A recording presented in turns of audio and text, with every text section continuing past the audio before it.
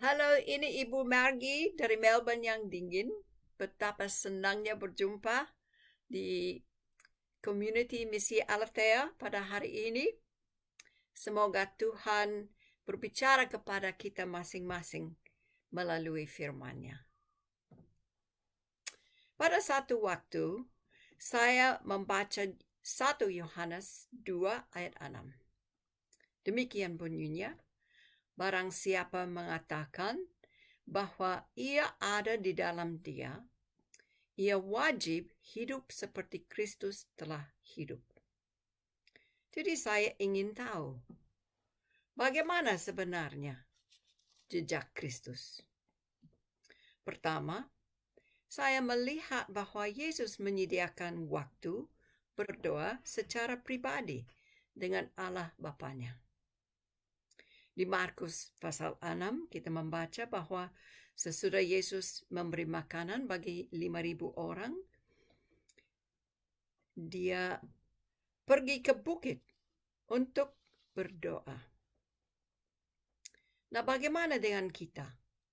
Apakah kita menyediakan waktu untuk berdoa secara pribadi dengan Allah Bapa kita? Saya sangat berterima kasih atas teladan yang orang tua saya memberi kepada saya dalam hal ini. Waktu keluarga kami tinggal di gunung di Pakistan, sering pada pagi saya melihat ibu saya di atas batu besar. Dia berdoa di situ. Dan ayah saya sering berdoa berlutut di samping tempat tidurnya. Apakah kita juga menjadi teladan terhadap keluarga dan kawan-kawan kita?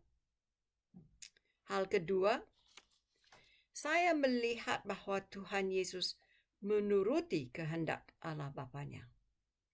Di Lukas 22 ayat 42 bunyinya, Bapa, kalau boleh, jauhlah daripadaku penderitaan yang harus ku alami ini.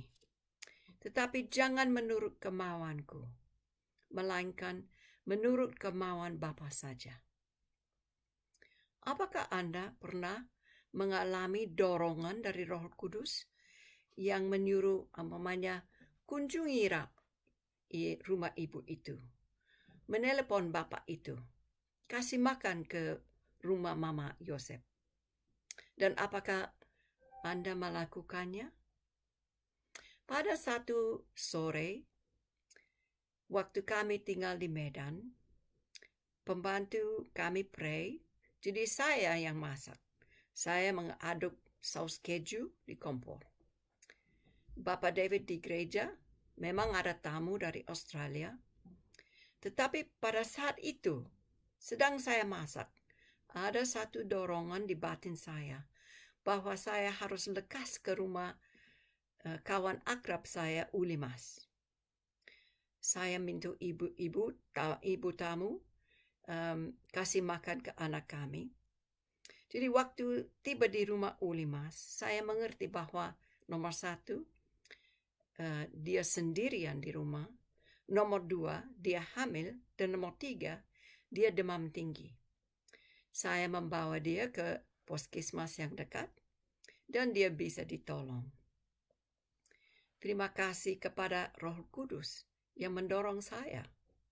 Dan terima kasih juga karena Roh Kudus membuat hati saya rela mentaati suara Dia. Hal nomor 3, Tuhan Yesus mengasihi dengan kasih yang radikal. Dia mengasihi gelandangan-gelandangan. Dia mengasihi orang-orang penyakit kusta. Dia mengasihi orang-orang yang berdosa dan juga pemungut pajak.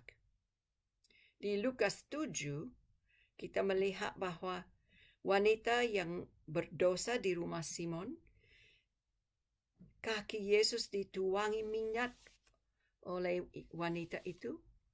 Dosa-dosanya diampuni Yesus dan dia diselamatkan. Nah, pada suatu malam, jam tengah malam, kami, Bapak dan saya, dibangun oleh telepon dari seorang perempuan orang Indonesia yang baru saya kenal.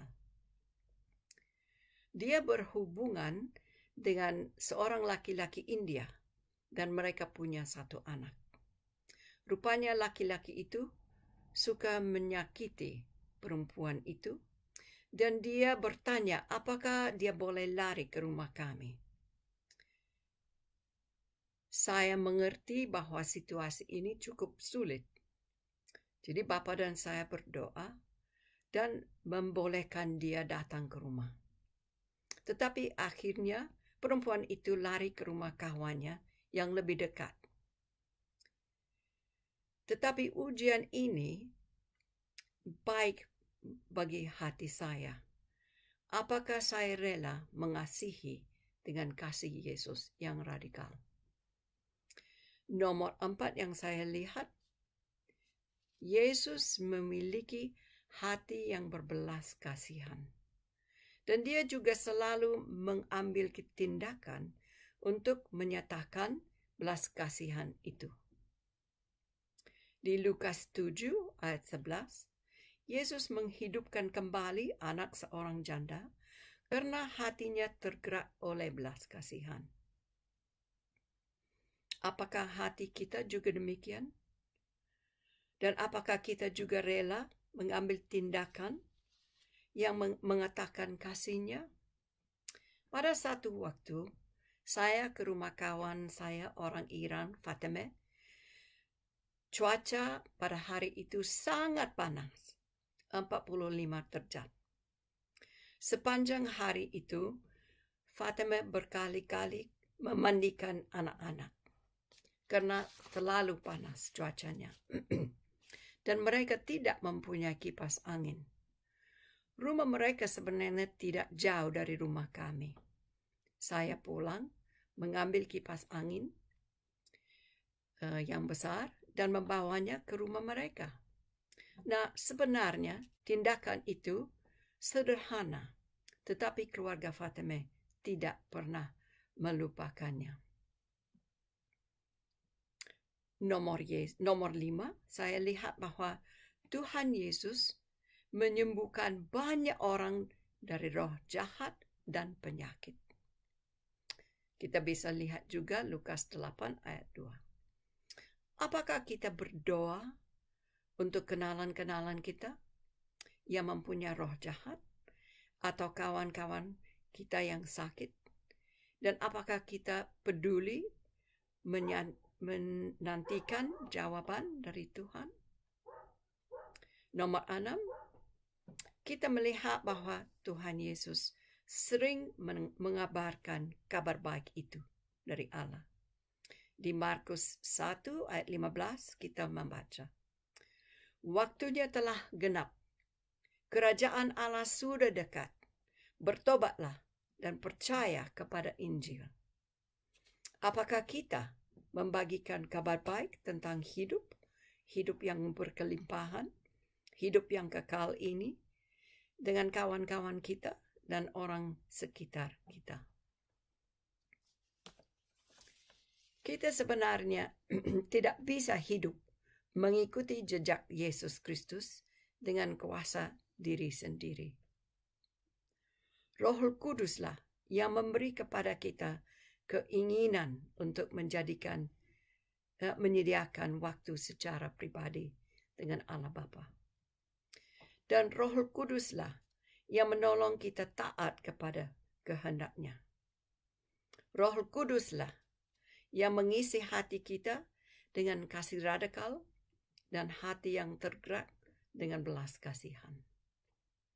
Roh Kuduslah yang memberi kepada kita kuasa untuk bersaksi tentang kerajaan Allah. Mari kita berdoa. Roh Kudus, tolong urapi hidup kami untuk hidup sama seperti Kristus telah hidup. Amin.